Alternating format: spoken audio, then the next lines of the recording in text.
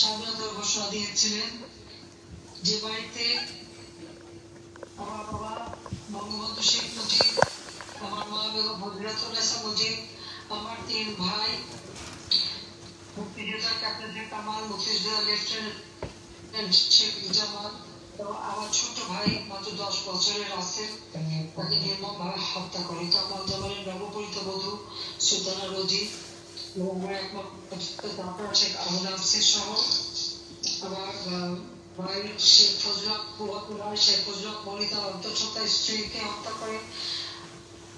আবার শেখপুর বাড়ি আক্রমণ করে আব্দুল হক সানিয়াবাদ সাহেব মুক্তিযোদ্ধা সংগঠক এবং তার ছেলে 10 বছর আরিফ, মেয়ে 13 বছরের বেবি এবং নাজির সুকান্ন বাবু, তাদেরকে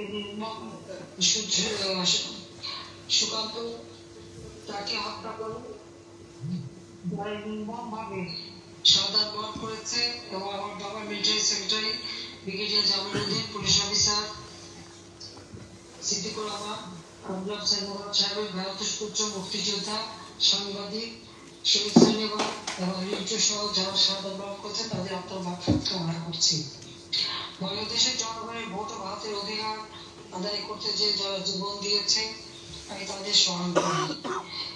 এই 2024 সালে যে ছাত্র জনতা যারা ওই খুনি মাস্টার মাইন্ড ইউনুসের ক্ষমতার লোক, যারা পরিকল্পিতভাবে মেটিকুলাসলি ডিজাইন করে পরিকল্পিতভাবে যাদেরকে হত্যা করেছে এবং আওয়ামী লীগের প্রায় 10,000-এর উপর নেতা কর্মীকে আহত করেছে, প্রায় 2,000 কর্মী হত্যা করেছে, তাদের আত্মীয় পরিবার পরিজন, মা চাচি খালাকে ন্যায় পায়নি, বাপ ভাই তাদেরকে হত্যা করেছে।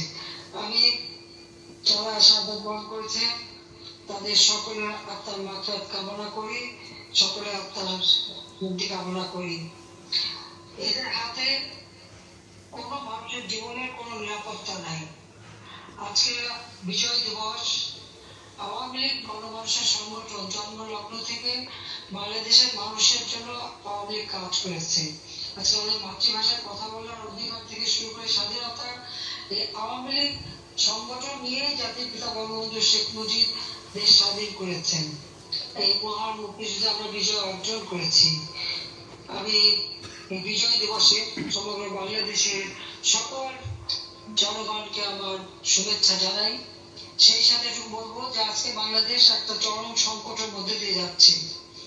আমরা বাংলাদেশের অবস্থা যদি দেখি, যেখানে 2009 সালে সরকার গঠন করে বাংলাদেশকে আমরা এগিয়ে নিয়ে যাচ্ছিলাম, দারিদ্রের হার যা 41% ছিল আমরা 18.7% নামিয়ে আনি।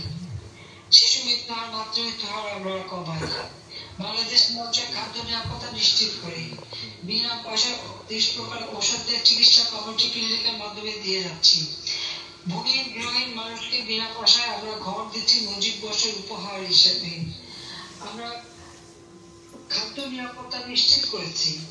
যখন দ্রব্যমূল্য বেড়ে গেল COVID-19 এবং ইউক্রেন রাশিয়া যুদ্ধের কারণে, আমি তখন 1 কোটি পরিবারের জন্য পারিবারিক কার্ড ডিসিবির মাধ্যমে মাত্র 30টা কেজিতে চাল বিতরণ সিদ্ধান্ত নিয়ে সেই ব্যবস্থা আমরা নিয়েছিলাম।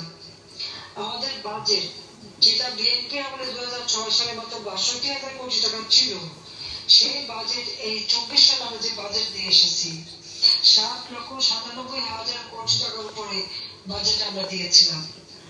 বয়স্ক ভাতা, বিধবা ভাতা, প্রতিবন্ধী ভাতা, মুক্তিযোদ্ধা ভাতা দিয়ে প্রত্যেকটা মানুষের জীবন মান যাতে উন্নত হয় সেই ব্যবস্থা আমরা নিয়েছি। প্রতি ঘরে ঘরে বিদ্যুৎ দিয়েছি। প্রত্যন্ত অঞ্চল, প্রতিটি গ্রামকে আমরা শহরে রূপান্তর করে প্রত্যেকটা মানুষকে নাগরিক সুবিধা দিয়েছি। ডিজিটাল বাংলাদেশ করে দিয়েছি। কম্পিউটার ল্যাব করে দিয়েছি স্কুলে। সেই সাথে কম্পিউটার ট্রেনিং এবং ইনকিউবেশন সেন্টার করে দিয়েছি। হাইটেক পার্ক করেছি। বঙ্গবন্ধু স্যাটেলাইট, বঙ্গবন্ধু 1 স্যাটেলাইট উৎক্ষেপণ করেছি। আধুনিক প্রযুক্তি সম্পন্ন বাংলাদেশ গড়ে তুলছিলাম। আমাদের লক্ষ্য যেটা ছিল 2008 নির্বাচনে ইশতেহারে রূপকল্প 2021 ঘোষণা দিয়েছিলাম, 2020 সালে জাতির পিতার জন্মশতবার্ষিকী এবং 2021 সালে আমরা স্বাধীনতার সুবর্ণ জয়ন্তী যখন পালন করি, তখনই বাংলাদেশ উন্নয়নশীল দেশের মর্যাদা পায়। যুদ্ধ বিধ্বস্ত একটা দেশ গড়ে তুলে জাতির পিতা বঙ্গবন্ধু শেখ মুজিব বাংলাদেশকে সর্বোন্নত দেশের মর্যাদা দিয়ে গিয়েছিলেন। এরপরে জাতির পিতাকে হত্যা করে যারা ক্ষমতা এসেছে, বাংলাদেশে কোনো অগ্রগতি তারা করেনি, উন্নতিও করেনি। আওয়ামী লীগ আসার পরে জনগণের সেবক আওয়ামী লীগ জনগণের কল্যাণে কাজ করেছে। জনগণের ঘরে খাবার ছিল, কর্মসংস্থান ব্যবস্থা আমরা করেছি, বেকারত্বের সংখ্যা মাত্র 3 ভাগে আমরা নামিয়ে এনে দিচ্ছিলাম, সাক্ষরতার হার আমরা 78.8 ভাগে উন্নীত করেছিলাম, আমাদের আয়ুষ্কাল সেটাও আমরা 73 বছর পর্যন্ত বৃদ্ধি করে দিয়েছিলাম, আমরা খাদ্য নিরাপত্তার সাথে পুষ্টি ব্যবস্থা করেছিলাম, রাস্তাঘাট, পুল, ব্রিজ, প্রতি জেলা জেলায় ইউনিভার্সিটি, মেডিকেল কলেজ, হাসপাতাল নির্মাণ করে বাংলাদেশকে আমরা একটা উচ্চ মর্যাদায় নিয়ে এসেছিলাম। সারা বিশ্বের কাছে বাংলাদেশ উন্নয়নের রোল মডেল। অর্থনৈতিক বাংলাদেশ অর্থনৈতিকভাবে 35তম দেশ হিসেবে বাংলাদেশ স্বীকৃতি পেয়েছিল।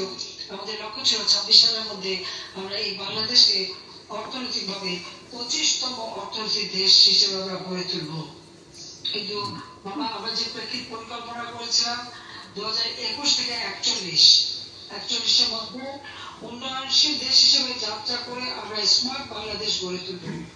বাংলাদেশের মানুষ আরো সুন্দর জীবনের স্বপ্ন দেখতে শুরু করেছিল, বিদেশ থেকে ব্যাপক হারে বিনিয়োগ আসছিল, কর্মসংস্থানের ব্যাপক ব্যবস্থা, আমাদের রপ্তানি বৃদ্ধি পেয়েছে। জাতিসংঘের শান্তিরক্ষা মিশনে আমরা 1 নম্বর, গার্মেন্টস রপ্তানিতে সারা বিশ্বে আমরা 2য় স্থানে ছিলাম।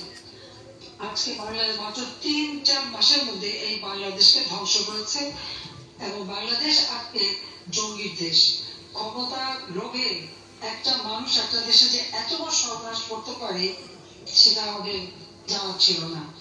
কোটা আন্দোলন করেছে, সব দাবি আমরা মেনে নিয়েছিলাম, সব দাবি মানার পরেও তাও তাদের আন্দোলন থামে না। তখন এক দফা দাবি,